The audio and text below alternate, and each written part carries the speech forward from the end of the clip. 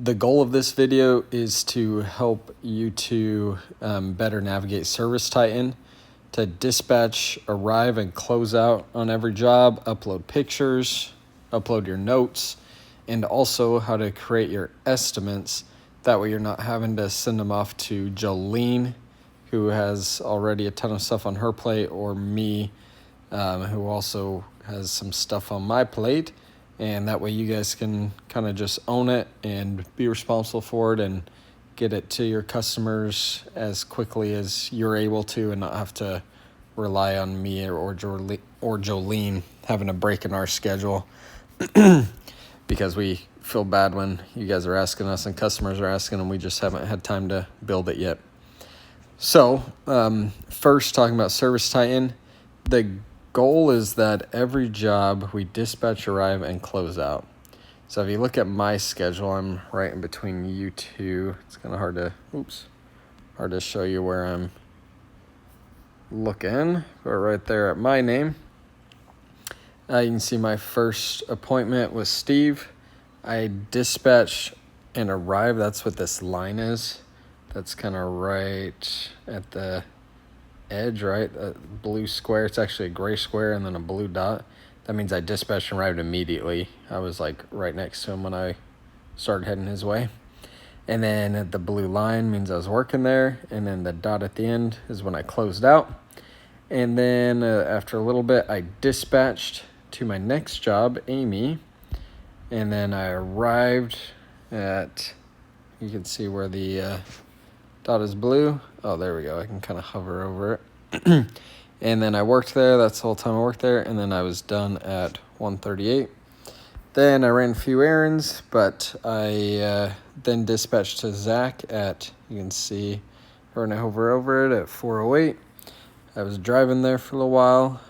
Got there at 5:10.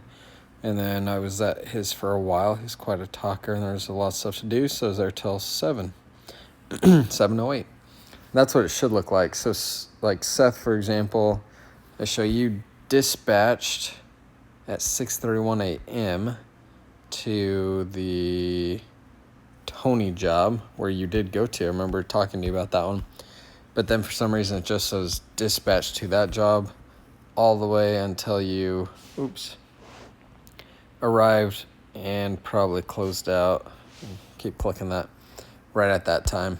And then you dispatched and arrived at 5:35 to the John Lambert job, which is this one. And it shows you're still working there as of now, and it's actually Thursday at 12:08 a.m. So, and then Greg, it looks like you just did not dispatch, arrive, or close out at all, so all of them are just showing as sitting there. The reason this is an issue is because when we pull our reports, it's basically saying, hey, we have all these appointments that we missed, right? Or when we look at how many hours we were working on something and to bill it properly, now it's going to show, like on this John Lambert one, that we were there working for, 8 hours or something tonight until tomorrow morning, or probably more by the time we catch it. So it just throws off our hours, it throws off our accuracy, and overall just makes ServiceTitan a little clunkier and messier. And I'm not perfect at it either, but there are some very simple things that I wanted to bring up that you guys could start changing to make it a lot simpler and easy to follow. So I'm going to pretend I'm going to this John Doe. You can see I put it around my schedule for late at night. All you do, click on it. So obviously pay attention to when it's scheduled. You can kind of see it lines up with these times up at the top. But you can also always click on it and it will show you the arrival window right there. Start time, duration. But say I'm going here, I'm going to right click on these three dots. Actually, just to keep it easy, I'm going to say let's just go right into the job record. Go to the job record. This should have everything in it, right? It's got the job number at the top. It's a water inspection in Tampa. It's got a few tags. That's where it says accounts receivable, inspection only, water inspection. Shows the campaign. This one's under me. If it's something you guys bring in, it would be under your name. The service location and bill to, oftentimes those are the same if it's a residential job. If it's commercial, it might be different. And then you have summary, any notes that Jolene may have added. Usually that'll be about the job you're headed to. This is a fake one, so there's really no notes here. Then in the scheduled appointments, you have your scheduled appointments, obviously. And all I'm going to do is click where it says dispatch and click on myself. And now you'll see it switches over to right here, my name. It says dispatch, right? And so now I either type in this address up here where I'm going, the service location, or you guys should get a actual text. Let me know if that's not working. But you should get a text right when you dispatch to your phone where you can just click on the address and then, put it in and start driving. Or, of course, you can always click on it in here in your maps and do directions and, start going right here from the iPad. Once you get there, you pull up. Before you get out of your car, you click on arrive and arrive yourself, and you should see it now switches to working. So now every second I spend at this job is going to show up here as time spent on the timesheet. It does have, you'll see dispatch time and working time. So this is all working time. The time I was driving was dispatch time. So you go in there, you do your inspection, type in any notes right here, right? Whatever you want to say, type it, save it. And then if you ever want to review notes again, it's right down here. You can click on notes. If they get buried, and it will filter out to just your notes. And then once you are done, well, oftentimes while you're there, you're coming up with the estimate. You're going to click right up here where it says job actions, a little drop down, and you're going to click add an estimate. Click that. It will load. It's going to ask you, is this going to be a template where hurricane mitigation job, or is it just build an estimate, which is right up here? Most of the time, you're just going to click build an estimate. Hurricane mitigation job, we can do that if they need it itemized. If they need to see everything line by line, that's a good starting place because it will pull up everything that should be added into a job and just about everything. At least there may be some special circumstances. And you can build it through there. You just have to go around and get a bunch of measurements. Or in this case, and most of the time, you're just going to build estimate. So you click right on that. I always name the estimate something just like, obviously only during hurricane season, hurricane mitigation. Something like that. For the summary, I actually have this note saved with estimates, and I will send this to you guys. I titled it Hurricane, and I just copy this, come back over here, and paste it right in the summary of the estimate. So, and I would encourage you, of course, to read through this, and I'll copy and send this over to you, but it kind of walks through the different phases: the cleanout phase, prevent phase, drought phase, and then protect phase. Lets them know right here that we are not doing any rebuild, and also that the scope can change, but we'll make sure that they're aware of any changes before we move forward. So once you have that hurricane, your summary put in, and you'll, of course, edit it. If we're not doing the muck out, you can click in here and, delete whatever you want to delete. Or if, say, they have wood flooring, you can put in here something like wood flooring to be removed by third party or something like that, and then make sure we build them accordingly.